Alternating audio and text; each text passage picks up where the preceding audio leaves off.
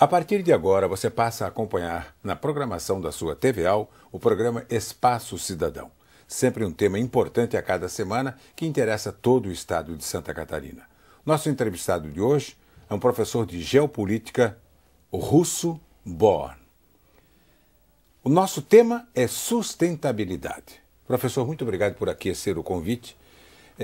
A gente, quando fala em sustentabilidade, eu me retorno até a Suécia, em Estocolmo, em 1972, quando a Europa, depois de se estragar toda, resolveu começar as coisas. O Brasil pensou nisso em 92, quer dizer, 20 anos após. E hoje se fala muito em sustentabilidade. Qual é a realidade nossa hoje no Brasil, e em especial aqui em Santa Catarina, neste tema? Bom, a sustentabilidade ela é um tema universal hoje em dia, né? E existem levantamentos, então, que mostram que nós temos... o Brasil é um dos grandes países poluidores do planeta. Nós temos uma queimada de florestas para produção agrícola muito grande. Entra ano, sai ano e acontece. E acontece. Então, embora os dados dizem que nós temos um desmatamento em redução, ele ainda acontece de forma muito vigorosa. Então, já aí sustentabilidade seria o quê? Você, no país, e também em Santa Catarina, né?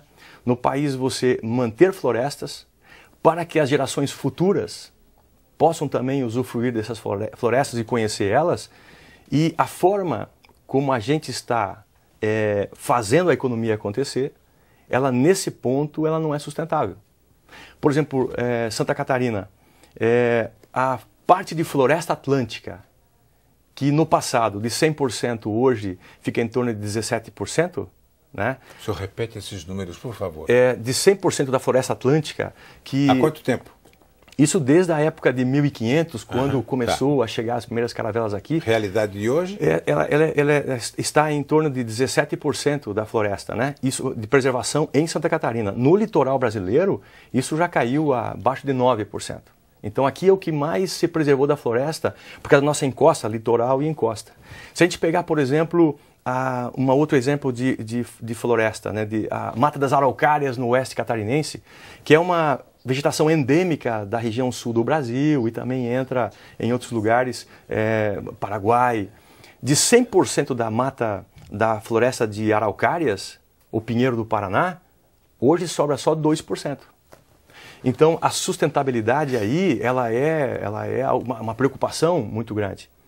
E quando é que a gente vai perceber a sustentabilidade? Já deveríamos ter percebido, né? Isso, mas sabe que o homem do campo, as pessoas simples, elas veem essa destruição. Por exemplo, os pescadores aqui de Florianópolis que vão pegar tainha. Se falar com os pescadores, eles dizem que no passado pegava-se muito mais peixe. A forma predatória de pesca, ela está levando a uma diminuição muito grande desse recurso natural do oceano. Então a sustentabilidade é um tema que diz assim, pode-se pescar sim, mas como fazer isso... Com limites. Com limites. Como fazer isso de forma sustentável, ou seja, que seja possível desenvolver, a gente usufruir o que a gente precisa e sem destruir o que está aí. Então, os desenvolvimento com sustentabilidade. Com sustentabilidade. Por exemplo, vamos pegar Florianópolis, tem uma beira-mar incrível. Só que durante muito tempo, toda a questão do esgoto foi jogado no mar. E hoje as pessoas gostariam de tomar... No passado as pessoas dizem que tomavam banho na beira-mar. Eu também. Pois é. E aí hoje em dia não se Nem pode mais. Então existem projetos de limpar, tem que raspar o fundo, é um processo bastante complexo. Não teria sido melhor não ter jogado desde o começo? Mas aí também implica num fator. Vamos pegar uma casa e vamos fazer uma casa sustentável. Em Santa Catarina, por exemplo, ou qualquer parte do mundo. Vamos então coletar água da chuva de forma sustentável. Coletar água da chuva. Quando a gente coletar a água da chuva, ela vai ser armazenada em cisternas para a gente poder molhar a grama, para a gente não precisar usar a água da Casan ou a água potável, né? Então, regar o jardim, lavar o carro, usar no vaso sanitário, né? porque a gente utiliza hoje água potável nesse recurso. Então, se a gente fizer isso, e daí depois toda a água que a gente utilizar para tomar banho, com sabonete, com shampoo, com escovar o dente, pasta de dente, na louça, lavando com detergente, sabão em pó para lavar roupa, toda essa água, junto com os excrementos humanos, etc., vai para um cano central. Se uma casa for sustentável, ela vai pegar todo esse esgoto, vai separar os recursos sólidos dos químicos, vai jogar a água limpa no rio. Quanto custa isso? É o que dificulta as pessoas fazerem isso. Isso, então, a sustentabilidade também é uma discussão assim, da viabilidade econômica para isso. Quem é que vai poder comprar uma casa ou montar um recurso? E sustentar essa estrutura. Isso, então seria o ideal, né? Mas como fazer com que isso seja possível? Então, socialmente possível, economicamente viável e diverso. Professor, nós vamos acompanhar um trabalho que a nossa repórter Emily Sani fez numa escola de Blumenau que teve inclusive o reconhecimento internacional. Vamos acompanhar o trabalho e depois eu quero a sua opinião, por favor. Boas iniciativas fazem parte de uma educação de qualidade.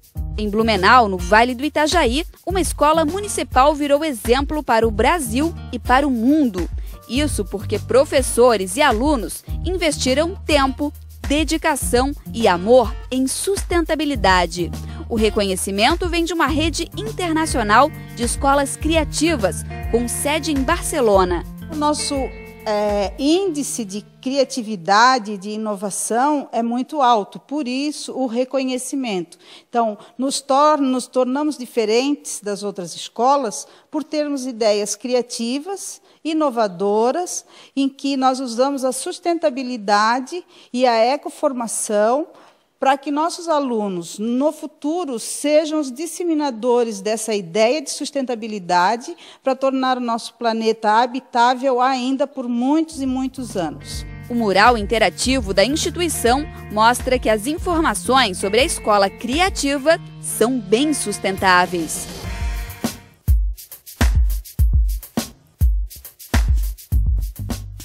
Um dos projetos são as sacolas feitas de caixinhas de leite, que são disponibilizadas para que as crianças levem os livros para casa. Uma forma de incentivar a leitura de maneira ecologicamente correta.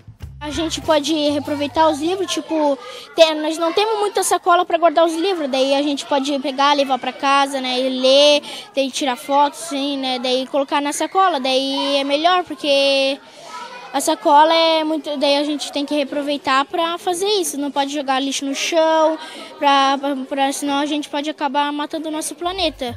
O reaproveitamento dos materiais reciclados também passa pelas mãos de Dona Marli, que é servente de serviços gerais. Quando é preciso, ela deixa a limpeza para virar costureira. Dedicação essa que aproxima toda a escola. Envolve toda a escola realmente, tanto funcionários, professores, alunos, pais, todo mundo. A sala mais diferenciada da escola também serve como laboratório. Aqui foram colocadas mantas térmicas nas paredes e cortinas de Tetra Pak, que ajudam a diminuir a temperatura interna da sala.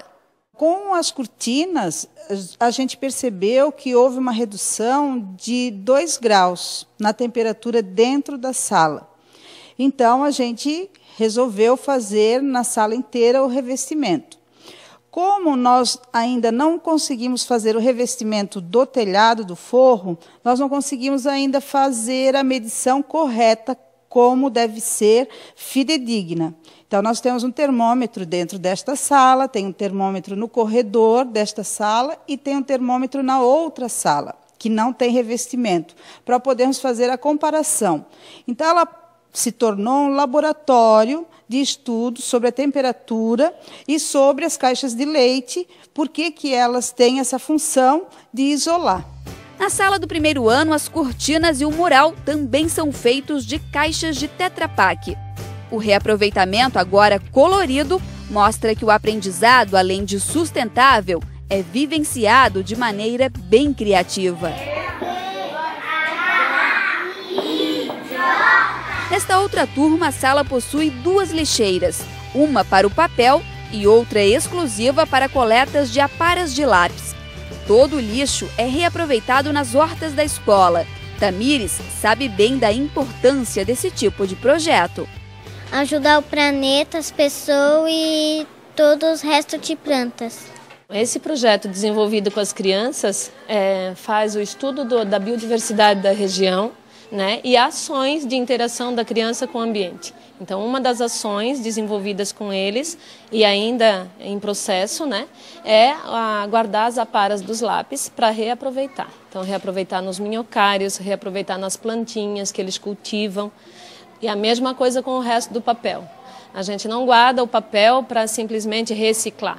Eles constroem papel, eles trabalham, fazem papel machê, fazem cartões para presentear. Então é a reutilização dos papéis, dos materiais, para reaproveitar para a vivência do dia a dia. Uma escola como todas as outras. O diferencial é que aqui a criatividade, o empenho e a dedicação fazem parte do cronograma escolar. A busca pelo sustentável atravessa mesas, cadeiras, os muros da escola e transforma o simples em destaque internacional.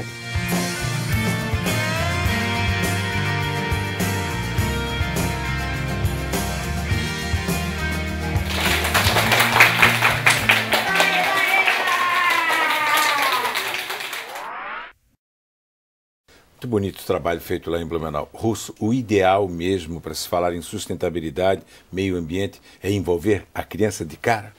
Sabe que a questão ambiental, se ela for trabalhar desde pequeno, por exemplo, as grandes discussões realmente começaram a ter um âmbito de uma esfera, porque sempre se discutiu ecologia, desde a época de Roma, desde a época do Império Romano, é que já havia problemas de queima para fazer tijolos e cerâmica, muita fumaça. E isso já incomodava as pessoas naquela época. A questão da poluição, vamos pegar aí a Europa, excesso de lixo e falta de higiene, peste bubônica. Então as pessoas sempre souberam que tinha alguma coisa em relação à limpeza. Só que quando grupos economicamente influentes e politicamente com decisões, eles começaram a se articular. Então isso foi a partir aí realmente de 1990, a Eco 92 no Rio de Janeiro. Logo em seguida saiu um documentário em 2006, que foi do Al Gore, que falava sobre uma verdade inconveniente, aquecimento global. Isso gerou um boom no planeta inteiro. E a versão dele com os cientistas que estavam auxiliando as pesquisas dele direcionavam para uma questão chamada de aquecimento global e todos os problemas que isso... E não há mais dúvida disso, né? Sabe que existe uma outra vertente de um grupo de cientistas que pesquisa justamente o outro lado, o esfriamento global. E não que esses cientistas estejam brigando entre si, são pesquisas divergentes com dados muito interessantes. Então, o que chamou a atenção internacional justamente foi essa produção incrível, e é um filme que se compra em bancas, tem na internet, que as escolas precisam assistir. A partir dali tem gráficos, um monte de informações que os demais cientistas começaram a ver, tá certo, tá mais ou menos certo. Até esse ponto. Isso, e aí começaram a dizer, não é isso, não é. Então, a partir dali, a mídia se abriu para essa questão internacional e deu uma evidência planetária. E aí, por exemplo, a partir daí, as escolas que sempre trabalharam anteriormente, a questão ambiental, a biologia, a geografia, só que agora existe uma importância maior, uma visibilidade maior. E escolas estão ensinando. E aí, por exemplo, quando nas escolas se ensina a proteção ambiental, os estudantes eles levam isso para a vida inteira. Uma vez os estudos eram mais restritos. O Brasil, na época aí, anterior a 1960, tinha quase 60% da população analfabeta. sem escola.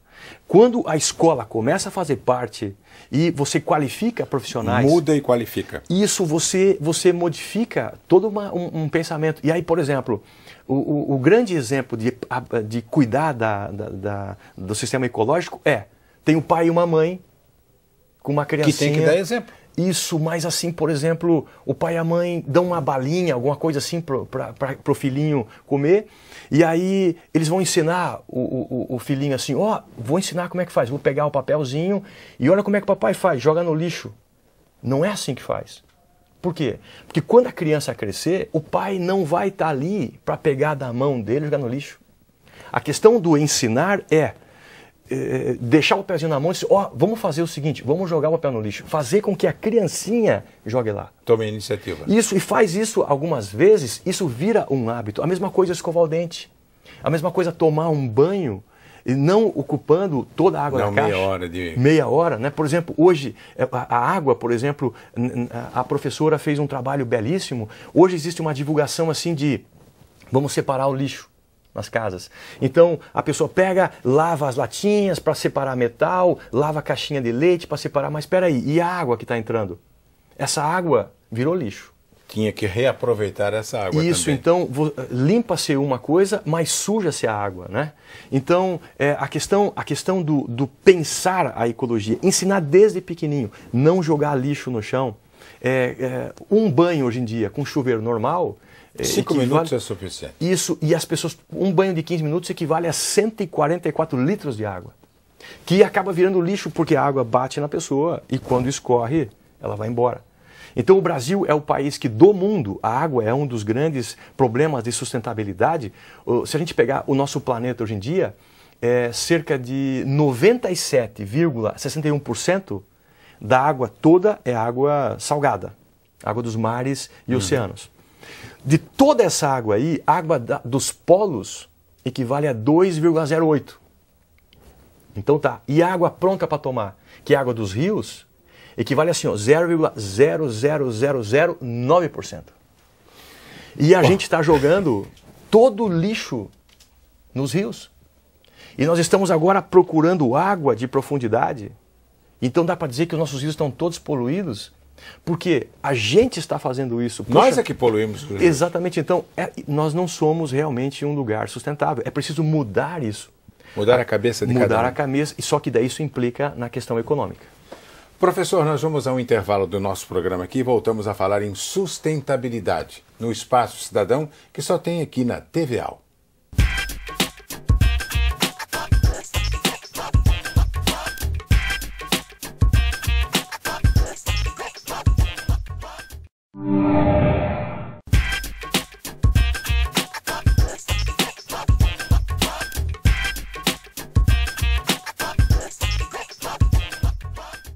Você continua acompanhando pela sua TVA o programa Espaço Cidadão. Esse programa só tem aqui na TV da Assembleia Legislativa. Nosso tema de hoje é sustentabilidade. Nós estamos conversando com o professor de Geopolítica, Russo Born. Professor, rapidamente, o senhor falou o futuro, no primeiro bloco o senhor falou, mas para o futuro e tal. Esse futuro não tem mais do que 10 anos, não, né? Sabe que... Se tanto? Sabe que, por exemplo, na questão do petróleo, né? O petróleo... o Brasil é hoje um dos países que mais tem petróleo do mundo. Nós temos 150 bilhões de barris de petróleo. Quem tem mais petróleo do planeta hoje é a Venezuela. 510 bilhões de barris de petróleo. Mais do que o Oriente Médio. Então, só que esse recurso é um recurso que, se extrair, ele vai acabar. Então, nesse prazo é 50 anos. 40, 50 anos vai acabar o petróleo. A gente vai ver na nossa história acabando esse recurso aí, depende da extração. Mais 50 eu não vou ver, não. E aí, talvez você. Tomara que sim, que a gente consiga, né? Claro. Mas aí existe daí um problema. Quando se fala sobre a questão ambiental, existem as divulgações alarmistas, que acabam exagerando e aí cai no descrédito. Então, o planeta vai ficar sem água. Nós sempre teremos água. Vai cair uma coisa, a gosmenta da torneira, mas será água. Será que a gente pode, só se vier um ETs e ele vai embora, né? Então, será que é possível a gente ter ações de proteção aos rios, de proteções aos lagos, né? De proteção ambiental, fazer realmente uma sustentabilidade. Essas discussões hoje são internacionais. E aí tem um problema. Que nem agora, o que se questiona mais são, por exemplo, veículos. O grupo que entende que o planeta está aquecendo, aquecimento global, eles dizem que existem os gases de efeito estufa, que são os gases com base em carbono, CO2, metano, CFC, todos os gases com base em carbono e outros que são bastante reagentes. Então, segundo os cientistas que falam do aquecimento global, o Sol, ele entra no planeta, bate na superfície e não consegue ir embora e fica acumulando calor. Existem os caras que questionam essa realidade. Mas vamos referir a esse ponto aqui.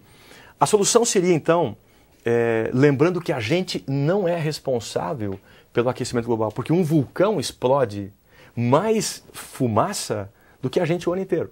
Mas acontece que um vulcão explode de vez em quando.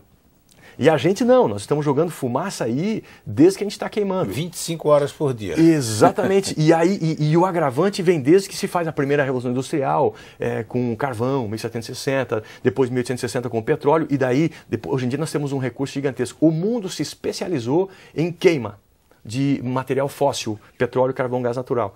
Se substituir isso aqui, será que a gente emitindo menos poluição muda o quadro? Já não ajudaria? Nós vamos até o Sebrae, onde está a nossa repórter Emily Sani, para saber o que o Sebrae está fazendo a respeito de sustentabilidade para micro e pequenas empresas. Emily, é com você. Bom, Walter, além das escolas, muitas empresas vêm criando práticas sustentáveis que fazem toda a diferença. E nós estamos aqui com a Andréia Morim, que é consultora do Sebrae, e vai explicar para a gente a importância, né, Andréia, de iniciativas como essa.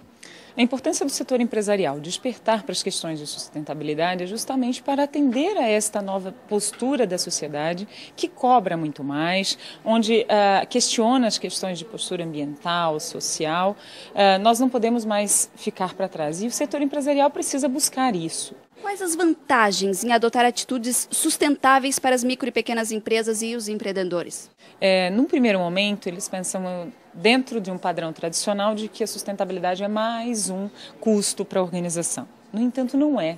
Desde que a empresa perceba que pode gerar várias economias no processo produtivo, que isso gera economia nas compras, pode gerar várias questões em relação à situação legal, preventiva, não ter problema com fisco, não ter problema com questões trabalhistas, tudo isso a sustentabilidade dá suporte e beneficia. E um grande benefício é a imagem, porque realmente a sociedade cada vez mais pede, o consumidor cada vez mais antenado nessas questões, começa a questionar, bom, o que você tem de sustentabilidade na sua empresa?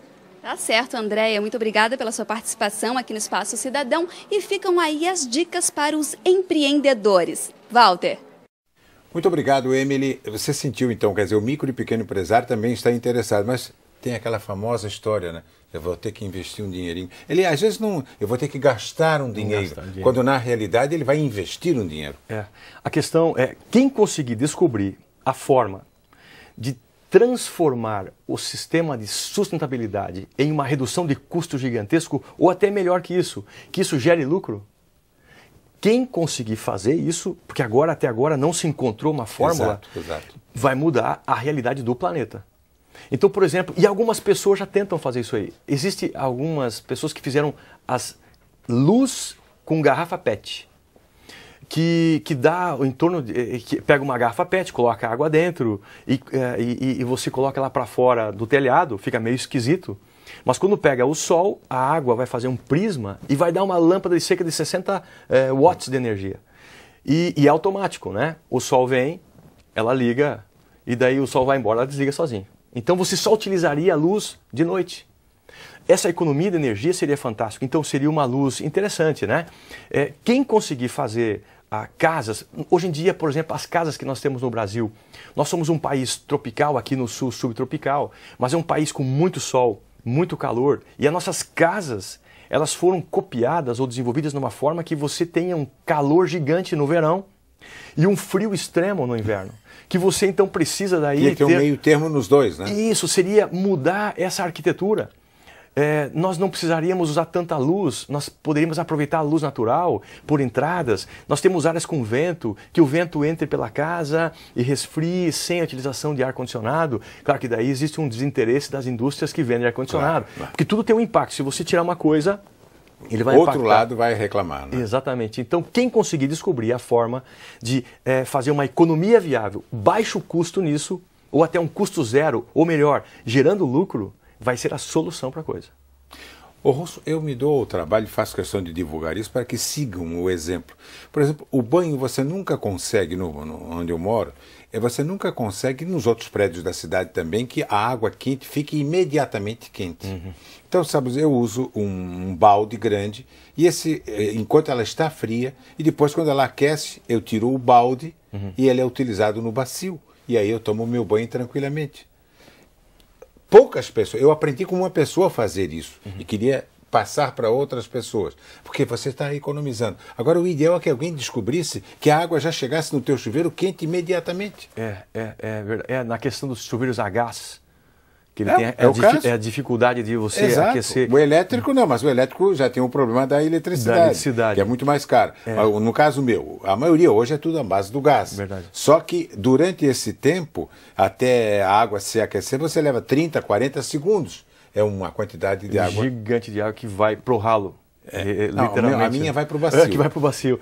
Mas hoje em dia, alguns projetos mostram assim, a pessoa, existe a torneira para escovar o dente, lavar a mão e tal, e essa água tem que estar fechada enquanto você escova o dente. Isso, para não ficar aquela água correndo. Mas aí, interessante que ela vai para o bacio. Então, reutiliza essa água aqui. Então, existem projetos já muito legais de a água do chuveiro também ser acumulada para se usar no bacio. Então, assim, existe hoje centenas de ideias acontecendo. E elas precisam amadurecer para que a gente aprenda ou racionalmente utilize os recursos naturais, né? E o caso ainda da própria energia...